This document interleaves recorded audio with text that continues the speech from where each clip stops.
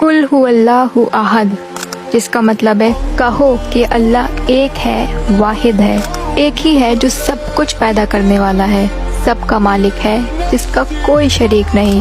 जिंदगी में अक्सर हम उन चीज़ों पे डिपेंड करते हैं जो फेल हो जाती हैं, जैसे दोस्ती, रिलेशनशिप्स, एग्जाम्स, लेकिन अल्लाह एक है जो कभी फेल नहीं होता और हमेशा हमारे साथ है।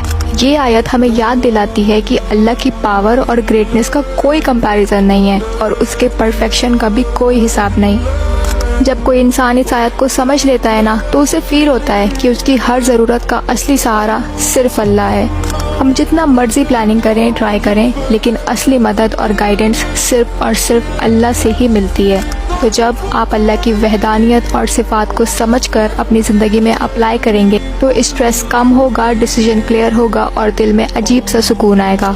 नेक्स्ट पार्ट में हम इसके सेकंड वर्ड्स को डीपली समझेंगे कि कैसे अल्लाह का सहारा और गाइडेंस हमारी लाइफ में प्रैक्टिकली नज़र आता है। तो फॉलो कर लें और शेयर करें किसी फ्रेंड के साथ, ताकि कुरान सीखने की ये जर्नी मिस ना हो। अस्सलाम वालेकुम व रहमतुल्लाहि व बरकातहू।